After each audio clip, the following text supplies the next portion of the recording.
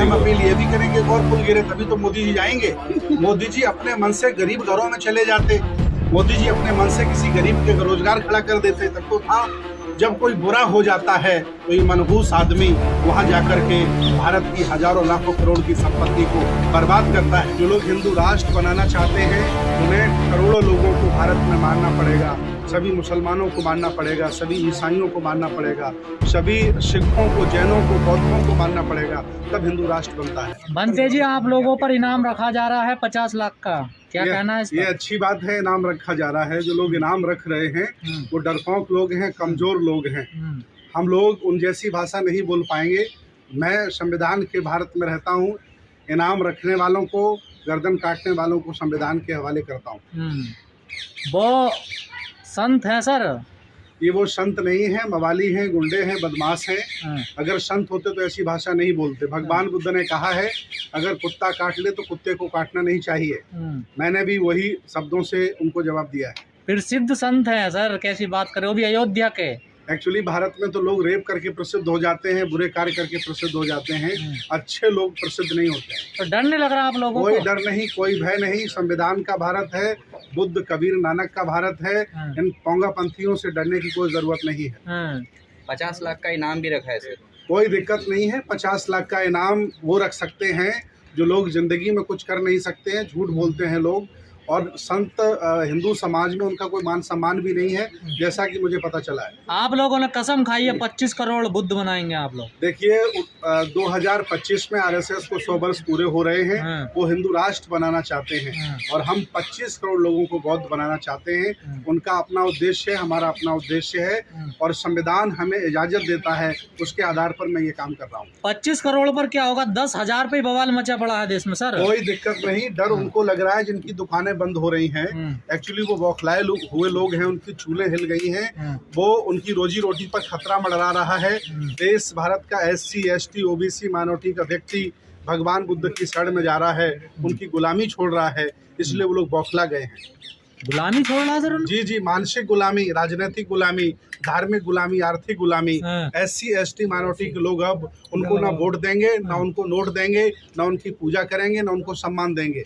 मोहन भागवत आपका काम कर रहे हैं, देखिए जाति मुक्त भारत बनाने की बात कर रहे हैं वो। देखिए मोहन भागवत जी को हमने पत्र लिखा था और उसमें लिखा था कि अब तक का आपने जीवन पूरा ब्राह्मण बन के जिया है, अब आप अछूत बन करके जीवन हमें जीकर दिखाइए, तब हिंदू राष्ट्र बनाने की परिकल्पना करिए। मोहन भागवत जी ने अभी तक कोई जवाब नहीं दिया है। तो आपको उनकी बात पर विश्वास नहीं है? कोई विश्वास नहीं है, कोई विश्वास उनकी बात पर नहीं है। जो लोग हिंदू राष्ट्र बनाना चाहते हैं उन्हें करोड़ों लोगों को भारत में मारना पड़ेगा, सभी मुसलमानों को मारना पड़ेगा, सभी ईसाइयों को मारना पड़ेगा, सभी सिखों को, जैनों को, बौद्धों को मारना पड़ेगा, तब हिंदू राष्ट्र बनता है। आप हिंदू धर्म के पीछे क्यों पड़ गए? मैं हिंदू धर्म के पीछे नहीं पड़ा हूँ। मैं अपने मान सम्मान की लड़ाई लड़ रहा हूँ, हक अधिकार मांग रहा हूँ। पर्सनल लॉ मुझे चाहिए, मुझे नौकरियों में हिस्सेदारी चाहिए, मुझे जिसकी जितनी संख्या भारी उसकी उतनी हिस्सेदारी चाहिए, मुझे ज़मीन में हिस्सेदारी चाहिए। मैं भारत में अल्पसंख्यक हूँ लेकिन देखा जाए तो बहुसंख्यक हूँ। जी, आपको सम्मान तो मिल रहा सर। देखिए प्रधानमंत्री पैर धुल रहे हैं आप लोगों को, और क्या चाहिए आपको? नहीं, हमें पैर नहीं धुलवाने प्रधानमंत्री से। हमारे धर्म में पैर धुलना अलाउ नहीं है। ये मानसिक गुलामी का धोतक है पैर धुलना। केजरीवाल अपने घर पर खाना खिला रहे हैं आप लोगों को अपने डाइनिंग टेबल पर। देखिए केजरीवाल की आप चर्चा मत करिए, वो RSS के छोटे रिचार्ज हैं। ये बात हम पहले कह रहे थे, लोगों ने नहीं समझा। लेकिन अब जब करेंसी पर लक्ष्मी गणेश वो लेके आना चाहते हैं और अभी उन्होंने लेटर लिखा कि 130 करोड़ लोग चाह रहे हैं कि लक्ष्मी और गणेश छापे जाएं, तो मैं पूछ रहा हूँ किस मुसलमान से पूछा उन्होंने, किस बौद्ध से पूछा, किस ईसाई से पूछा, किस जैन से पूछा कि 130 करोड़ लोगों की ठेकेदारी वो ले रहे हैं? वो महा झूठे आदमी हैं। SC ST OBC माइनॉरिटी के लोग ठगे गए, उनके साथ धोखा हुआ, अब उनको गद्दी से उतारने की तैयारी है। अगर अर्थव्यवस्था सुधर रही तो दिक्कत क्या है गणेश लक्ष्मी फोटो छापने? अर्थव्यवस्था उनकी सुधर रही होगी, उनके परिवार की सुधर रही होगी। हजारों करोड़ का घोटाला करके ये लोग विदेशों में भाज रहे हैं। लगभग 1000 लोग अरबों खरबों रुपए लेकर के विदेश भाग गए हैं। बीजेपी ने आज दिन तक कुछ नहीं किया। तो अर्थव्यवस्था उनकी सुधर रही है। SC ST OBC माइनॉरिटी के लोग गुलामी कर रहे हैं, मानसिक गुलामी कर रहे हैं, धार्मिक गुलामी, राजनीतिक गुलामी कर रहे हैं। सर, नई संसद भवन का नाम गोलवलकर के नाम पे रखने की साजिश की जा रही है, क्या कहेंगे? देखिए, जो लोग गोलवलकर नाम रखना चाहते हैं या दीनदयाल उपाध्याय नाम रखना चाहते हैं या श्यामा प्रसाद मुखर्जी रखना चाहते हैं, उनको मैं 2 नाम देता हूँ। एक नाम सम्राट अशोक संसद भवन और दूसरा BR डॉक्टर अंबेडकर संसद भवन। समाज में वोट डलवा लीजिए, अगर डॉक्टर अंबेडकर के वोट ज़्यादा निकलें, सम्राट अशोक के वोट ज़्यादा निकलें तो नाम शौक से रख सकते हैं।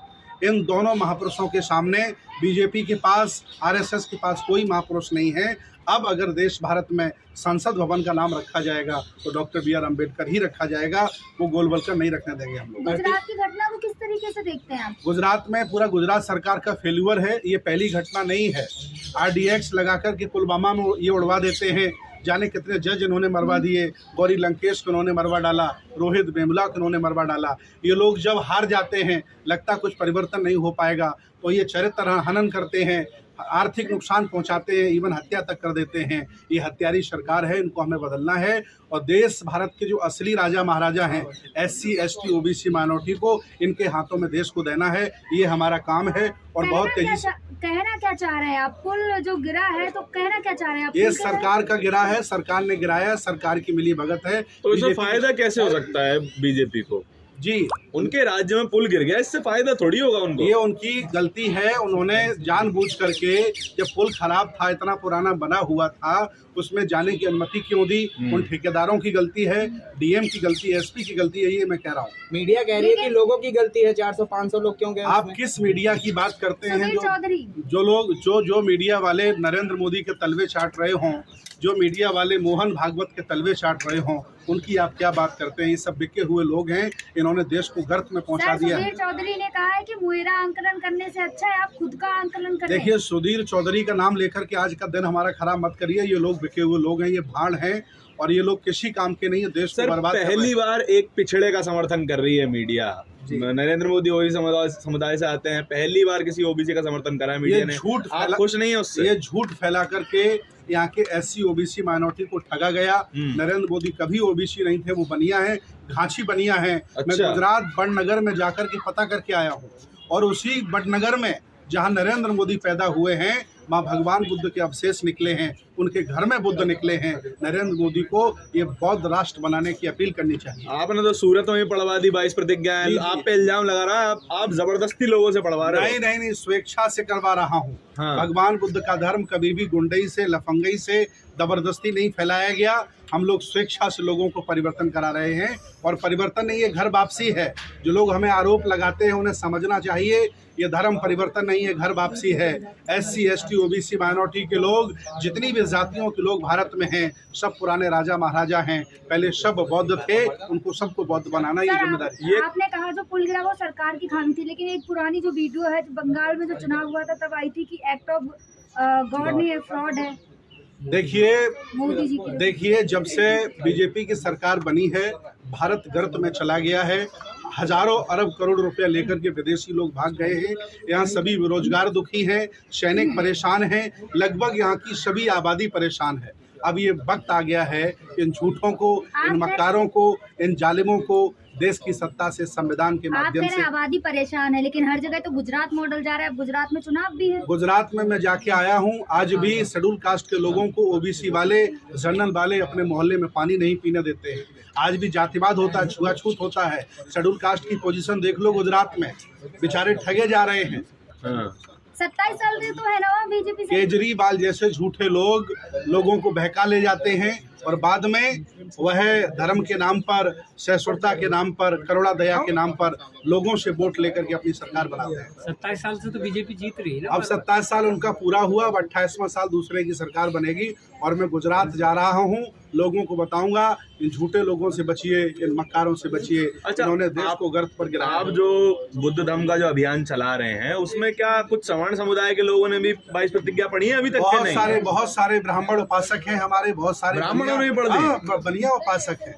जो ब्राह्मण ये मान ले कि ब्राह्मण श्रेष्ठ नहीं है, उसे मैं अपना शिष्य बना लेता हूँ। और जो ये मानता रहता है कि मैं बिना पढ़ा लिखा श्रेष्ठ हूँ उसको मैं शिष्य नहीं बनाता, क्योंकि वो असमानता की संस्कृति आप है। तो फिर पंडित जी का रोजगार छीन रहे हो फिर तो। नहीं, वो पंडित जी उसके का घर में चूल्हा नहीं जलेगा। एक्चुअली जबरदस्ती रोजगार अपना रखा था। हाँ। ईश्वर का भय दिखाकर, आत्मा परमात्मा का, स्वर्ग नरक का भय दिखाकर बामनों ने देश में अपना रोजगार खड़ा किया था। अब ये लोग समझ गए हैं, जागरूक हो गए हैं। इन्हें अब वापस अपने मजदूर गांव में मजदूरी जाके करनी है। इनके मंदिर पे ताले लगने वाले हैं। इनका मंदिर पेटीएम है, उस पर लोग अब रुपया डालने वाले नहीं। सर, इस देश में जो भी घटना होती थी अभी तक, उसको कहीं ना कहीं जो है एक्ट ऑफ गॉड से जोड़ा जा रहा था। ये गुजरात में जो घटना हुई है मानवीय खामियों के चलते हुई है, लेकिन जब इसे आज एक्ट ऑफ गॉड कहा जा रहा है तो इस पे बचाव करती नजर आ रही है सरकार की। एक्ट ऑफ गॉड नहीं है, किसी की देखिए, जिम्मेदारी तय आदमी जब गलती कर देता है तो ईश्वर को या भगवान को दोषी ठहरा देता है। ये ईश्वर भगवान की कोई गलती नहीं है। अगर ईश्वर भगवान है तो वो कभी नहीं चाहेगा कि मैं हजारों लोगों को मार दूं, लाखों लोगों को मार दूं। ये आदमी की गलती है, और जिनकी गलती उन्हें जेल होना चाहिए। मोदी जी गए थे ना मिलने। मोदी जी जाकर के क्या करेंगे? करोड़ों रुपया और बर्बाद करा दिया उन्होंने। वो नहीं जाते तो कम से कम इतने पैसे में एक नया अस्पताल बन सकता था। इतना अस्पताल ठीक तो हो गया ना, पेंटिंग वेंटिंग हो गई वहाँ पे। जाने के बाद एसी लगी, उनके जाने के बाद कलर हुआ है। हाँ। वह व्यक्ति जहाँ जाता है, आपको तो अपील करनी चाहिए कि सारे अस्पतालों में घूमना चाहिए। पहले हम अपील ये भी करेंगे कि और पुल गिरे तभी तो मोदी जी जाएंगे। मोदी जी अपने मन से गरीब घरों में चले जाते। मोदी जी अपने मन से किसी गरीब के रोजगार खड़ा कर देते तब तो था। जब कोई बुरा हो जाता है तो ये मनहूस आदमी वहाँ जाकर के भारत की हजारों लाखों करोड़ की संपत्ति को बर्बाद करता है। इतने सेंसिटिव मुद्दे पर भी सर, जहां इतनी संवेदनाएं हैं लोगों की, रंग रोगन का कार्यक्रम किया जाता है, क्या कहें? ये देखिए, मानवता पर कलंक है, आदमी पर कलंक है। ऐसे लोगों से बचना चाहिए। मैं अपील करूंगा कि जिसकी जितनी संख्या भारी उसकी उतनी हिस्सेदारी देश भारत में बांटी जाए, सबको अधिकार मिले, सबको मान सम्मान मिले। सर, जिस दिन एक घटना हुई थी उस दिन मोदी जी ने जो स्पीच दी थी उसमें आपने टोपी देखी थी ना, ग्रीन कलर की जो टोपी थी। देखिए, ये लोग वृत्ति को भी जश्न मानते हैं और ये त्योहार को भी जश्न मानते हैं। मोदी जी ने आज दिन तक, चाहे अटल बिहारी मरे हों और चाहे मोरबी का पुल गिरा हो, ये हमेशा जश्न मानते हैं। और ऐसे लोगों को अब हमारा शासक नहीं होना चाहिए। धन्यवाद।